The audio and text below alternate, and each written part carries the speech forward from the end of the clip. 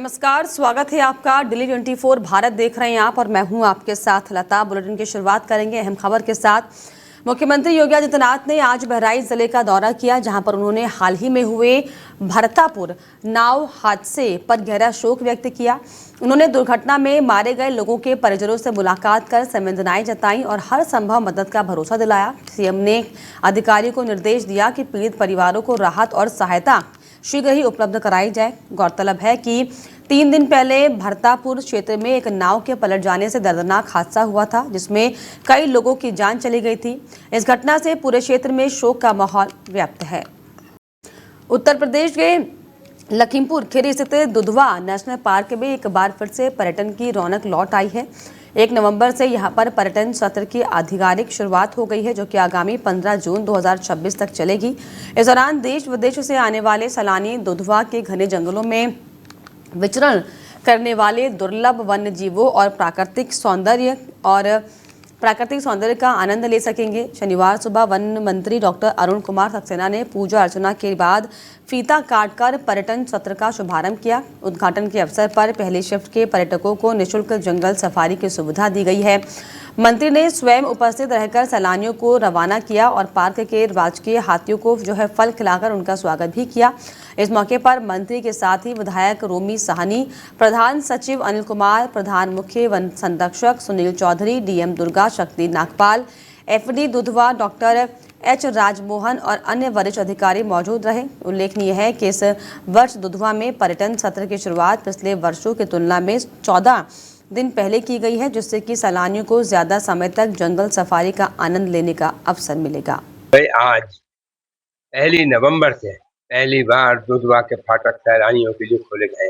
ये मुख्यमंत्री योगी आदित्यनाथ जी की तरफ से सैलानियों के लिए और आसपास के क्षेत्रवासियों के लिए दीपावली का उपहार है। यहाँ अब की बार 1 नवंबर से खुल रहा है। इससे पहले कभी 1 नवंबर को नहीं खुला और तो मैं कहूँगा इससे आसपास के क्षेत्रवासियों को रोजगार मिलेगा। आसपास वाइल्ड लाइफ लवर्स को यहाँ आने में आसानी मिलेगी। यहाँ पे हमने ऑनलाइन बुकिंग शुरू की है, जो बहुत शीघ्र ही ऑनलाइन कहीं भी बैठा हुआ आदमी यहाँ पर अपना एकोमोडेशन का, अपनी सफारी का बुकिंग कर सकता है। इस तारीख को कोई सफारी मिलेगी, यहाँ इस तारीख को उसको बुकिंग का होगा, ये उससे उसे बहुत ज़्यादा आराम रहेगा। भाई आज 1 नवंबर से पहली बार दुधवा के फाटक सैलानियों के लिए खोले गए। इस पर ज्यादा जानकारी के लिए मेरे सहयोगी लखीमपुर खीरी से अरविंद अवस्थी जुड़ गए। अरविंद, जो है दुधवा पार्क की शुरुआत 14 दिन पहले ही कर दी गई है, क्या कुछ जानकारी? बिल्कुल लता जी, बताना चाहूंगा कि जिस तरीके से लखीमपुर खीरी में हर साल की तरीके से जो है अब की भी जो वन मंत्री है वो जो है आकर के और जो वन विभाग जो दुधवा नेशनल पार्क है उसका जो शुभारंभ किया। हालांकि जो जिले की जिलाधिकारी और पुलिस अधीक्षक खीरी थे वो हालांकि पूरी तैयारियों का साथ जो है जायजा किया और वन विभाग के जो अधिकारी थे वो भी मौके पे मौजूद थे। और अगर बात की जाए वहाँ की तैयारियों का, तो जो वहाँ का प्रोग्राम था वो अच्छे तरीके से किया गया है। और वहाँ के जो मंत्री भी आए थे, मंत्री ने कहा कि जो पर्यटक आएंगे, जो लोग होंगे, उनको अच्छी सुविधाएं जो है हमारे विभाग की तरफ से, हमारे जो है दुधवा नेशनल पार्क की तरफ से दिया जाएगा। जी बिल्कुल, भव्य जो है पूजा पाठ की जो है कर जो है ये नेशनल पार्क की शुरुआत की गई है। लोगों में कितना उत्साह, कितने खुश दिखाई पड़े लोग जो स्थानीय हैं? जी बिल्कुल, अगर देखा जाए तो हालांकि जैसे ही कल शुभारंभ हुआ है और जैसे जो चालू किया गया उसी तरीके से जिले के कम से कम हजारों की संख्या में और जो अन्य जिले से और प्रदेश के अन्य लोगों से दुधवा का जो है जैसे फेमस दुधवा नाम से जाना जाता है, तो हजारों की संख्या में वहाँ श्रद्धालु पहुंचे और वहाँ से जो मेहमान बन के जब हाथी और जो भी अन्य जंगली जानवर थे वहाँ की जीप से लोगों ने सवारी किया और वहाँ की मंत्री जो आए थे, वन मंत्री, उनसे जो है उसका अभिवादन किया। हालांकि जो जिले की जिलाधिकारी थी दुर्गा शक्ति नागपाल और एडीएम नरेंद्र बहादुर सिंह जो थे, उन लोगों द्वारा जो तैयारियां की गई थी वहाँ पे हवन पूजन का भी आरंभ किया गया था। और उसके बाद जो कार्यक्रम का हालांकि जो लोग आए वो प्रसन्न ही दिखे, उसी के जो है अधिकारियों का आभार जताते हुए गए। जी चलिए, बहुत शुक्रिया आपका अरविंद, तमाम जानकारियों के लिए, तमाम बातचीत के लिए। तो आपको बता दें कि पहले शिफ्ट में सैलानियों को जो है निःशुल्क सफारी का भी ऑफर मिला और इससे जो है स्थानीय जो लोग थे उनके चेहरे खिले हुए नजर आए हैं। उत्तर प्रदेश के अमरोहा शहर में रविवार को एक चलती बाइक में अचानक आग लगने से हड़कंप मच गया। देखते ही देखते बाइक आग का गोला बन गई। हालांकि बाइक सवार युवक ने समय रहते कूदकर अपनी जान बचा ली। हादसे में युवक हल्का झुलस गया। जिसे उपचार के लिए जिला अस्पताल भेजा गया। मिली जानकारी के अनुसार अमरोहा निवासी युवक किसी जरूरी काम से जा रहा था, तभी अचानक बाइक के इंजन से धुआं निकलने लगा। कुछ ही पलों में बाइक में आग भड़क उठी। युवक ने तत्काल साहस दिखाते हुए बाइक से छलांग लगा दी, जिससे एक बड़ी दुर्घटना टल गई। स्थानीय लोगों ने पानी डालकर आग बुझाने का प्रयास किया, लेकिन तब तक बाइक पूरी तरीके से जलकर राख में तब्दील हो चुकी थी। घटना की सूचना पर पुलिस मौके पर पहुंची और जांच शुरू की गई। वहीं प्रारंभिक जांच में आग लगने का कारण शॉर्ट सर्किट माना जा रहा है। लखीमपुर खीरी के रमिया बेहड़ सामुदायिक स्वास्थ्य केंद्र में आशा बहुओं ने मानदेय न मिलने के विरोध में धरना प्रदर्शन किया है। उनका कहना है कि पिछले कई महीनों से मानदेय और प्रोत्साहन राशि का भुगतान नहीं हुआ, जिससे कि वे आर्थिक संकट झेल रही हैं। आशा कार्यकर्ताओं ने हाथों में खाली कटोरे लेकर नारेबाजी की और केंद्र सरकार पर अपनी उपेक्षा का आरोप भी लगाया। आशा संगिनियों ने बताया कि अगस्त माह के बाद से वेतन नहीं मिला, जबकि वे लगातार स्वास्थ्य सेवाओं में योगदान दे रही हैं। विभागीय अधिकारियों से कई बार शिकायतें करने के बावजूद भी कोई कार्रवाई नहीं हुई, जिसके चलते उन्हें सड़क पर उतरना पड़ा। धरना दे रही आशा संघ के अध्यक्ष ने कहा कि अगस्त से अब तक हमें ना तो मानदेय मिला है और ना ही पीबीआई का भुगतान हुआ है, जिससे सभी आशाएं बहुएं परेशान हैं। जब तक हमारी मांगें नहीं मानी जाएंगी, विरोध प्रदर्शन जारी रहेगा। वहीं एक अन्य आशा बहू ने चेतावनी दी है कि अगर जल्द भुगतान नहीं किया गया तो वे सभी स्वास्थ्य अभियानों और जागरूकता कार्यक्रमों का बहिष्कार करेंगी। अलीगढ़ के बन्ना देवी थाना क्षेत्र के बरौला इलाके में उस समय भावुक माहौल हो गया जब एडीए की टीम अवैध निर्माण हटाने के लिए मौके पर पहुंची। साहिबान फाउंडेशन की ओर से संचालित गरीब बच्चों का स्कूल भी इस कार्रवाई की जद में आ गया। जैसे ही बुलडोजर स्कूल के पास पहुंचा, वहां पर पढ़ने वाले बच्चे और शिक्षिका गरिमा वासने फफक कर रो पड़े। ये दृश्य देखकर जो है मौजूद लोग भी वहां से भावुक उठे और वीडियो तेजी से अब सोशल मीडिया पर वायरल हो रहा है। जानकारी के अनुसार एडीए ने लगभग 10,000 वर्ग मीटर भूमि को अतिक्रमण मुक्त कराने के लिए अभियान चलाया, जिसके तहत करीब 80 झुग्गी झोपड़ियों को ध्वस्त किया गया है। इस दौरान स्कूल के कुछ हिस्से पर भी बुलडोजर चला, जिससे कि बच्चे और शिक्षिका घबरा गए। बच्चों की आवाज़ और आंसू ने एनडीए अधिकारियों को भी पिघला दिया, जिससे कि बाद में उन्होंने स्कूल को तुरंत तोड़ने की बजाय 2 दिन का समय देते हुए कहा कि संस्थान अपनी कक्षाएं किसी अन्य स्थान पर शिफ्ट करा ले। ये मामला एलमपुर आवासीय योजना के पास का बताया जा रहा है। अलीगढ़ में मानवीय संवेदना और साहस की मिसाल पेश करने वाले सत्यभान को प्रशासन ने राहवीर घोषित कर 25,000 रुपए के पुरस्कार की अनुशंसा की है। दरअसल 23 सितंबर 2025 को जीटी रोड स्थित गोपी ओवरब्रिज पर हुए भयावह सड़क हादसे में एक कार में आग लगने से 4 लोगों की मौत हो गई थी। लेकिन इस दर्दनाक हादसे के दौरान गोपी निवासी सत्यभान ने अपनी जान की परवाह किए बिना जलती हुई कार के पास जाकर एक घायल युवक को बाहर निकालकर जो है उसकी जान बचा ली। सत्यभान ने एम्बुलेंस बुलवाकर घायल को जिला अस्पताल पहुंचाया, जिससे कि उनकी साहसिक और मानवता की भावना को चारों ओर सराहना हो रही है। उनके इस कार्य की जिला प्रशासन, यातायात और परिवहन विभाग ने खुलकर प्रशंसा की है। प्रशासन ने इसे असली वीरता और मानवता का उदाहरण बताते हुए उनके नाम की 25,000 के इनाम की सिफारिश परिवहन आयुक्त लखनऊ को भेजी है। अलीगढ़ जिले को सत्यभान जैसे वीर नागरिक पर गर्व है, जिन्होंने ये साबित किया कि संवेदनशीलता और साहस आज भी समाज में जीवित है। सर, मेरा नाम सत्यभान है, डिस्ट्रिक्ट अलीगढ़ से हूँ, गांव गोपी से। और ये सर मुझे आईपीएस सर ने दिया है प्रशंसा पत्र, और इसमें 25,000 का इनाम भी दिया है सर। इसमें क्यों दिया है आपको? सर, मैंने जलती हुई गाड़ी से एक व्यक्ति को खींचकर बचाया था। कब की डेट है? ये सर 23/9 सितंबर की बात है सर, 5:30 बजे सुबह। 1,000 रुपए मिले आपको? 25,000 रुपए दिए हैं सर। कितने दिए? ये sir IPS sir, SSP sir. कैसा महसूस कर रहे हैं आप? सर, मुझे बहुत अच्छी खुशी हो रही है सर, बहुत अच्छा लग रहा है मुझे। आगे भी ऐसे समाज कार्य करेंगे? हाँ सर, मैं हमेशा करूंगा सर, जब तक जिंदगी रहेगी मैं हमेशा करूंगा सर। ऐसा जवानों को क्या संदेश देना चाहिए? मैं जवानों से यही कहूंगा, मेरी तरह ही वो बने और अच्छी तरह से और सेवा अच्छी करें, सबको अपना भाई समझे, सबकी सेवा करें। कोई दुर्घटना में कोई भी हो उसे तुरंत एम्बुलेंस द्वारा और मेडिकल पहुंचाएं, उसे जान बचाएं सर। अलीगढ़ रेलवे स्टेशन पर उस समय हड़कंप मच गया जब विक्रमशिला एक्सप्रेस ट्रेन में बम और आतंकवादी होने की सूचना मिली। यह ट्रेन भागलपुर से आनंद विहार जा रही थी। सूचना मिलते ही रेलवे प्रशासन हरकत में आ गया। सुबह करीब 5:58 पर जो है ट्रेन को प्लेटफॉर्म नंबर 5 पर रोककर जांच शुरू की गई। करीब 42 मिनट तक आरपीएफ, जीआरपी, डॉग स्क्वाड और बम निरोधक दस्ते ने ट्रेन और प्लेटफॉर्म की कड़ी तलाशी ली। जांच के दौरान कई संदिग्ध वस्तु या फिर व्यक्ति नहीं मिला, जिससे कि राहत की सांस ली गई। स्थिति सामान्य होने पर ट्रेन को उससे गंतव्य आनंद विहार के लिए रवाना किया गया। बताया जा रहा है कि कुछ दिन पहले भी इसी तरह की झूठी बम सूचना मिली थी, जो कि बाद में फर्जी निकली। ये घटना अलीगढ़ रेलवे स्टेशन से जुड़ी है, जहां पर सतर्कता के चलते बड़ा हादसा होने से टल गया है। अलीगढ़ में एक युवक का तमंचा लहराते हुए वीडियो सोशल मीडिया पर तेजी के साथ वायरल हो रहा है। वीडियो में आरोपी युवक भरे बाजार में खुलेआम हथियार दिखाते हुए लोगों के बीच दहशत फैलाता नजर आ रहा है। बताया जा रहा है कि युवक का नाम दानिश है, जो कि थाना बन्ना देवी क्षेत्र के सराय हकीम सराय अंसारिया का निवासी है। वीडियो सामने आने के बाद स्थानीय लोगों में भय और आक्रोश का माहौल है। वहीं पुलिस ने मामले का संज्ञान लेते हुए युवक की पहचान की पुष्टि कर ली है और उसके खिलाफ कानूनी कार्रवाई की तैयारी की जा रही है। अमेठी में तेज रफ्तार एक बार फिर से मौत का सबब बन गई। गौलीगंज कोतवाली क्षेत्र के मुसाफिर खाना रोड पर राजगढ़ के पास दो बाइकों की आमने सामने भिड़ंत हो गई, जिसमें दो युवकों की दर्दनाक मौत हो गई है और एक युवक गंभीर रूप से घायल हो गया।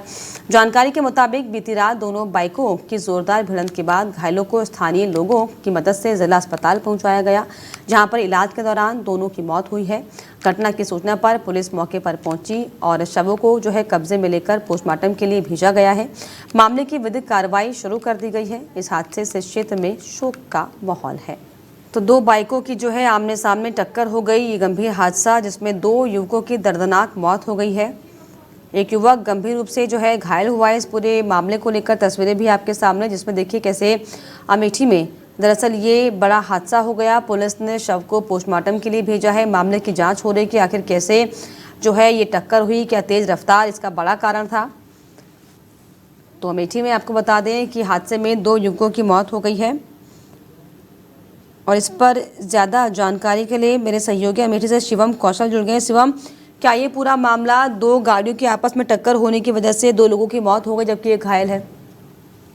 जी, लगातार देखा जाए तो जनपद में ये दिल दहला देने वाली सुबह सुबह आई है। बीती रात गौरीगंज कोतवाली क्षेत्र के मुसाफिर खाना रोड पर राजगढ़ ग्राम सभा के पास ये दो बाइकों की टक्कर, जोरदार टक्कर कही जाए तो जोरदार टक्कर इतना भीषण था कि दोनों बाइकों के परखच्चे उड़ गए और वहीं पर जो बाइक चालक था और बाइक सवार था दोनों गंभीर रूप से घायल हो गए हैं। मौके पर मौजूद लोगों ने तुरंत पुलिस को सूचना दी और घायलों को आनंद फानंद में जिला अस्पताल पहुंचाया गया, जहां बताया जा रहा है कि दोनों बाइक की जो रफ्तार थी वो इतनी तेज थी कि ये दर्दनाक हादसा हुआ है। दुर्घटना में दोनों युवकों का इलाज के दौरान दम तोड़ दिया। चलिए, बहुत शुक्रिया आपका तमाम जानकारी के लिए, तमाम बातचीत के लिए। तो आपको बता दें कि हादसे में दो युवकों की हालांकि मौत हो गई जबकि एक युवक गंभीर रूप से घायल है। अमेठी का ये पूरा मामला, हालांकि जो घायल व्यक्ति है उसे अस्पताल में इलाज के लिए भर्ती कराया गया है और पुलिस इस पूरे मामले की जांच कर रही है। कुशीनगर में एक दर्दनाक हादसे में बांसी नदी की सफाई कर रहे एक मजदूर की डूबने से मौत हो गई। मृतक मजदूर को ग्राम प्रधान प्रतिनिधि भीम सिंह के बुलावे पर जलकुंभियों की सफाई के लिए नदी में भेजा गया था। वहीं ग्रामीणों का आरोप है कि बिना किसी सुरक्षा व्यवस्था के मजदूर को नदी में उतारा गया, जिसके चलते यह हादसा हुआ। घटना के बाद ग्रामीणों ने ग्राम प्रधान प्रतिनिधि पर लापरवाही का आरोप लगाते हुए जमकर हंगामा किया। सूचना मिलने पर पुलिस मौके पर पहुंची, स्थिति को शांत कराया गया और शव को कब्जे में लेकर पोस्टमार्टम के लिए भेजा गया। इस घटना से क्षेत्र में शोक और आक्रोश दोनों का माहौल है। पीड़ित परिवार और ग्रामीणों ने जिम्मेदारों के खिलाफ कानूनी कार्रवाई की मांग करते हुए पुलिस को तहरीर दी है। ये हादसा पडरौना कोतवाली क्षेत्र के बांसी घाट पर हुआ है। सफाई करे अधिकारी लोग प्रधान लोग बुलावल हलो कि सफाई करे के बाद चला जाए। हमारे गांव के 40-50 जने अल है सफाई करे, डुकल ये एगो डूब गया है, सब लोग निकल गया। कहाँ सफाई करे तो जलकुमी छाने के हटावे खातिर आयल हलो। क्या नाम है उनके? चंद्रिका। तहर का नाम है? हमारा नाम हरिहर। कहाँ हुआ उनके? हमार भाई हम हमसे जेठ हवन। घर कहाँ पड़े? सिंगापट्टी मुसर टोली। मुसहर है, वो सफाई करने के लिए नदी में आए थे, उसी के दौरान में वो उसी में डूब करके मर गए। सवार ज़्यादा था और गर्मी का लत्ती उत्ती में वो फंस करके मर गए। उत्तर प्रदेश के महोबा जिले में विलुप्त होती बुंदेली कला और संस्कृति को संजोए के लिए उद्देश्य से एक दिवसीय दीवारी नृत्य प्रतियोगिता और मेले का आयोजन किया गया। यह आयोजन कबरई विकास खंड के अलीपुरा गांव में ग्राम प्रधान पवन कुमार शुक्ला के पहल पर संपन्न हुआ। इस प्रतियोगिता में उत्तर प्रदेश और मध्य प्रदेश के कई जिलों से आए कलाकारों, जिनमें बुजुर्ग, युवा और बच्चे शामिल थे। उन्होंने उत्साहपूर्वक हिस्सा लिया। कार्यक्रम में प्रतिभागियों ने लठमार दीवारी नृत्य की मनमोहक प्रस्तुतियां दी हैं, जिन्हें देखने के लिए ग्रामीणों की भारी भीड़ उमड़ रही। वहीं नृत्य के दौरान दर्शक मंत्रमुग्ध हो उठे और बुंदेली परंपरा की झलक देखकर दंग रह गए। ग्राम प्रधान पवन कुमार शुक्ला पिछले 5 वर्षों से इस आयोजन को निरंतर कराते आ रहे हैं, जिसका मकसद ग्रामीण प्रतिभाओं को मंच देना और पारंपरिक संस्कृति को जीवंत बनाए रखना है।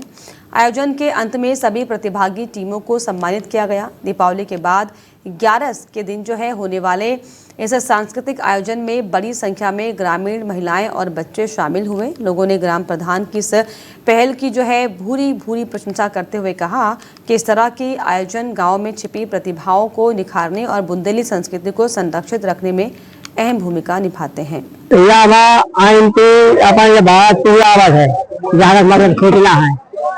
यहाँ 5 साल से लेकर 5 वर्ष रह गए हैं। दिवाली करा रहे हैं, खुशहाली मना रहे हैं और सब आदमी दिवाली वाले आ रहे हैं। क्या कार्यक्रम होता है? दिवाली किस तरीके से आप लोग दिवाली खेलते हैं?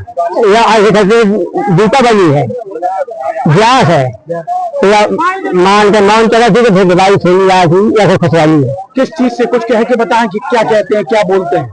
बोल के बताइए। दिवाली ये दिवाली प्रतियोगिता का कार्यक्रम है। मैं पिछले 5 वर्षों से इसको लगातार लगवा रहा हूँ।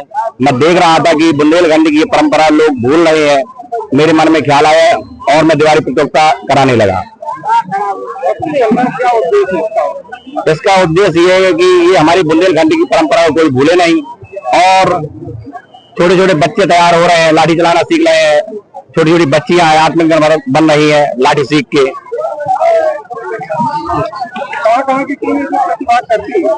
यहाँ यूपी, एमपी, अपने क्षेत्र की सारी जगह, जैसे अभी जो दिवाली हो रही थी वो टिकरी गांव की थी, मध्य प्रदेश से।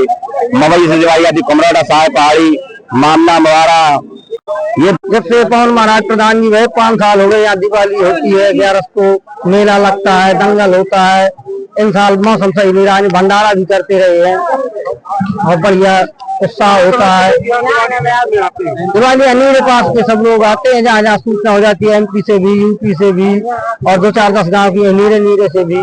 कैसे दिवाली गाई जाती है, कैसे क्या होता है? दिवाली गा के सुना रहे हैं। मुजफ्फरनगर में उस समय हड़कंप मच गया जब 3 दिन से लापता युवक का शव एक पेड़ से लटका हुआ मिला। मृतक की पहचान 42 वर्षीय कृष्णापाल के रूप में हुई है, जो कि पशु लेन देन का व्यापारी बताया जा रहा है। शव मिलने के बाद क्षेत्र में सनसनी फैल गई। घटनास्थल के पास से देशी शराब की 2 बोतल बरामद हुई है। मृतक के परिजनों ने हत्या की आशंका जताते हुए मामले की संपूर्ण जांच की मांग की। सूचना मिलने पर फुगाना कोतवाली पुलिस मौके पर पहुंची और शव को कब्जे में लेकर पोस्टमार्टम के लिए भेज दिया है और मामले की जांच हो रही है। और इस पर ज्यादा जानकारी के लिए मेरे सहयोगी कुलदीप वर्मा मेरे साथ जुड़े हैं। कुलदीप, क्या कुछ पूरा मामला, कई दिनों से युवक लापता था ये शख्स और अब शव मिला है?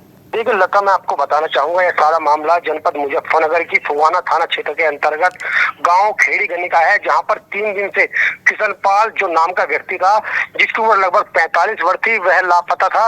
और उसके परिजनों का कहना है कि यह पशु का व्यापारी था, जिसके चलते उन्होंने थाने में इसकी गुमशुदगी की रिपोर्ट नहीं दर्ज कराई थी, जिसके चलते उसका जो शव था गांव खेड़ी गनी का जो जंगल है, जंगलों में इसका पेड़ पर लटका हुआ शव मिला। वहीं मौके पर पहुंची पुलिस व फोरेंसिक विभाग की टीम ने बड़ी जांच के बाद इसको उतारा और प्रथम दृष्टया पुलिस की माने तो पुलिस द्वारा बताया गया है कि यह एक आत्महत्या है। वहीं उसके परिजनों का कहना है कि इन पर एक विद्युत बकाया भुगतान था बिजली का लगभग 30,000 रुपए, जिसके चलते बिजली विभाग द्वारा इस पर FIR दर्ज कर दी गई थी। और उसके बाद जब चाहिए परेशान था और डिप्रेशन में था, जिसके चलते 3 दिन बाद जो इसका शव था वह पार्टी के फंदे पर लटका हुआ मिला। जी चलिए, बहुत शुक्रिया आपका तमाम जानकारी के लिए। तो आपको बता दें कि दरअसल ये बताया जा रहा है कि युवक काफ़ी परेशान था और 3 दिन बाद उसने आत्महत्या की। हालांकि पुलिस इस मामले की जांच कर रही है। और इसी के साथ इस बुलेटिन में फिलहाल इतना ही। देश और दुनिया की तमाम खबरों के लिए आप देखते रहिए डेली 24 भारत। नमस्कार।